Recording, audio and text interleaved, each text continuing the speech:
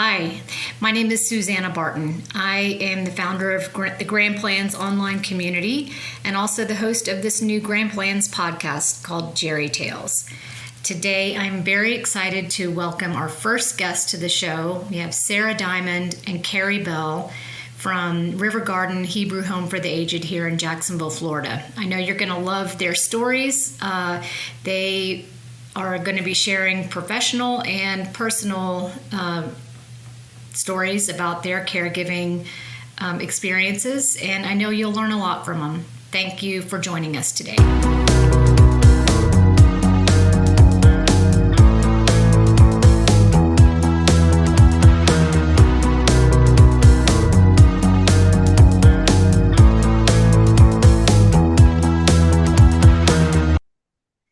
Hi, welcome to GeriTales, and I'm so excited to have these two guests with me today from River Garden, Sarah Dymond and Kari Bell, and I'm going to let them jump in and explain a little bit about what they do there at River Garden, and then we'll start getting into sharing experiences. But Sarah, welcome, and tell me a little bit about yourself and what you do for River Garden. Sure. Thank you, Susanna, for having us. My name is Sarah Dymond, and I'm the administrator for the Coves at River Garden. And so, what I do is I oversee 80 independent living apartments that are for rent for those that are 62 and over. And so, I oversee daily operations, member relations, staff. Move-ins and move-outs, the sales, kind of a little bit of everything. And so that is what I do for the Coves at River Garden. That's awesome. And what about you, Kari? Hello, and yes, thank you, Susanna, for having us. I love the initiative that you're doing here. My name is Kari Bell, and I am the Director of Communications and Marketing for River Garden. The agency as a whole offers a lot of different senior services, and my job is really to help showcase those to the community and then also to do some community programming, inviting the community into us where we can help educate any caregivers, anyone dealing with any issues of older age.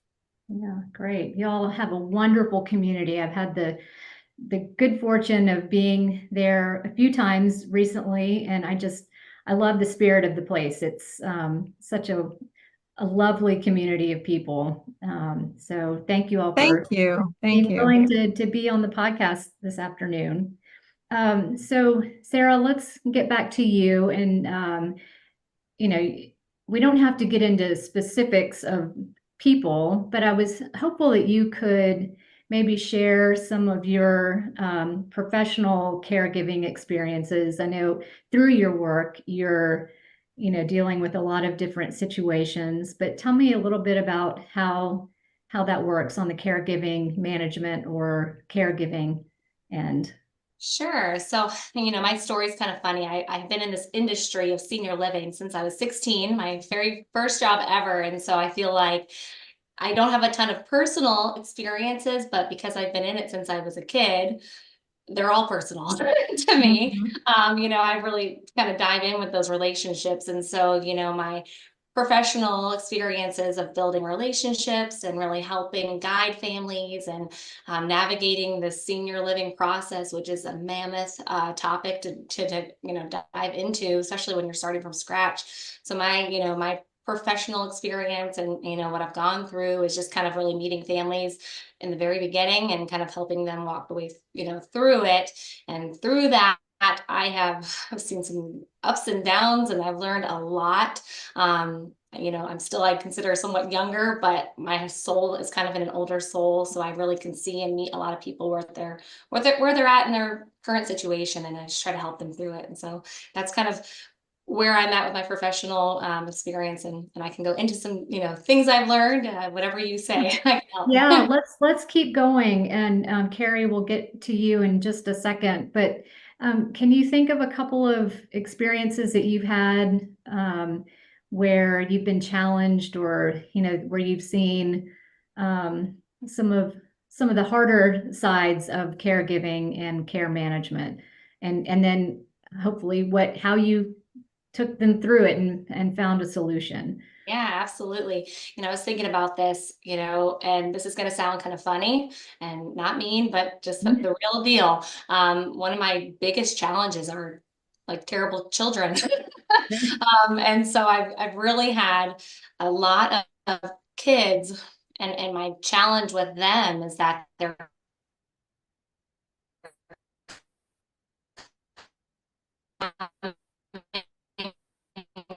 here with parents are. They don't realize or understand the aging process. They're not paying attention. They don't see how really maybe their parents or loved one is worse off than they really are realizing. And that's a big challenge when you're in my role. When as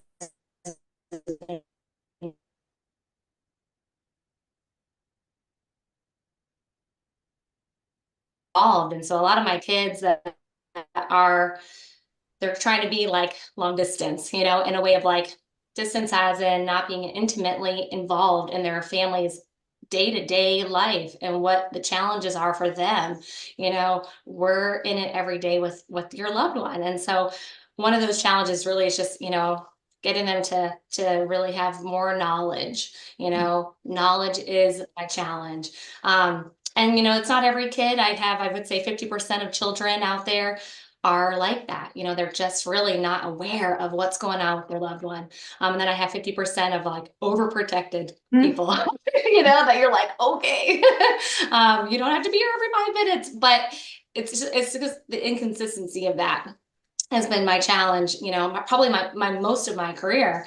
And so, for me, what's a solution for me on that? It took me some time because I've been in this industry now. It's probably been about 20 years or more. It's just my experiences, my expertise in other situations and going through with histories of relatable situations for families so that I can sit down and almost over communicate what is going on, how I can help with resources and contacts and different things that are in my toolbox when it just comes to so that they can ultimately make a better decision for the families, for us to do our job the best that we can and to be supportive and to really hope that they don't get taken advantage of either. That's so important. But so, my solution is truly just the things that I picked up along the way with stories and experiences to help them to relate to making the best decision for their loved one. So important to be involved, even though you think, oh, they're fine. They send a text message. Have you been there? Have you seen? Do you really know what's going on? It's so big, you really got to dive deep into what that person needs, because none of us want to admit that we need more than we need, so Right. it's being more intimate and more involved. Yeah. Yeah. So So. communication, that's a big piece, communication, and getting eyeballs on your people and keeping And that knowledge is connection. power, Yeah. Yeah, knowledge is power when it comes to the kids I work with, and deal with on a daily basis, to help that loved one. Knowledge is power. There's so many good resources out there that people just grasp that when you're getting hit all at one time, so starting from scratch in the beginning. Yeah. Right. Well, thank you for sharing that. And Kari, I know you may be approaching this conversation with maybe perhaps more of a dual approach. You have personal experiences as well as professional, given where you work. So, can you tell me a little bit about Right. caregiving experiences? Yeah, I'm just going to kind of second what Sarah was saying about understanding really what level of care someone needs from a professional perspective. When we have families come in, they aren't always sure if they need a skilled level of care can they manage with an assisted living, or can someone live in supported independent living, like a 62 plus community, you know, and it's hard to understand what level of care is really appropriate if you're not there, if you're not involved, like what Sarah is saying, that happens a lot. So from that's my professional perspective on it. And I second again what Sarah's saying about education is the key. Anything that people can do, whether it's watching a podcast or a vlog or something, or reading, if that's more their style, or going to any of the in-person type seminars that they can find in their community are wonderful. Everyone is trying to help, and it is a lot of good information, and it can be overwhelming. So, and the education piece, you know, you just can't have enough. Mhm. On a personal level, I'll confess that I am probably one of the bad kids that Sarah would be talking about. I doubt that. You can still live far away, but be involved. Okay, you can. It's true. Right. So as I am not the primary caregiver for my own mother, but I am a caregiver in a sort for my mother. She's 84 and has some ailments that you know we're starting to see all of the challenges arise. And because I work in this field and I have had the good fortune of, you know, a lot of good resources and education, I have to be real careful about respecting the day-to-day caregiver, which is one of my siblings. And I have to really think about how can I be helpful from a distance, and how can I know what's going on from a distance. And I think that, you know, one of the morals of my story is, unless I'm ready to pick up and move, and that would be to New England, where my mom is at, unless I'm ready to move there, I better try to do my best to be as supportive as I can and helpful in limited ways. Some of what I do to kind of solve that is I have taught my mother to FaceTime. The first few times after, she was visiting from Chicago, and she had to help do it a lot, you know, on the phone itself, and have my mom push the right buttons. But since then, my mom has become adapted enough to do it with me herself, because going on. And I'll share an example. I was doing a FaceTime, and my mother came into the room, and she seemed like just the look in her eyes was not right. And my sister said, well, she's been having hallucinations. She's been seeing things. And I said, well, does she have a UTI? My mother is fine. And my sister, I didn't know that that could happen. I didn't know that that symptom was connected in any way. And so my sister was going down this big path of like, oh no, mom's got dementia now. Well, that wasn't necessarily the case. So I have to try and make suggestions that can be managed by other people, and realize that I'm not in control of it. You know, that's sometimes a delicate line to be on, but my mother has vision issues now. She's having some low vision issues. And so we're having, as a family, to all work together and help talk her into that driving is no longer a possibility, making sure she understands that. From here I'm in Florida, right? So how can I help get any resources there? I can make phone calls. I can get online. I can ask professionals who work in low vision therapy here in Florida if they have had any colleagues or resources they know of up in Massachusetts. And I can find people and put her in touch with people. So it's juggling a lot. Yes. Yeah. And so, Sarah, let's go back to you, and then we'll wrap up with you, Kari. What's the moral of the Jerry tale in your mind? Is it the education, the eyeballs? What's the moral of your story? I think I probably said it before, like the moral of my story would be knowledge, being more aware and really being aware, of your loved one. And, is it getting on FaceTime? Is it doing a check-in? Is it also like, pulling from a cousin or whoever you might be, if you're not local, just being involved more, than just, what you probably are, because it's never enough. And so, knowledge, getting yourself really involved. I know, like Kari, I'm amazed by you.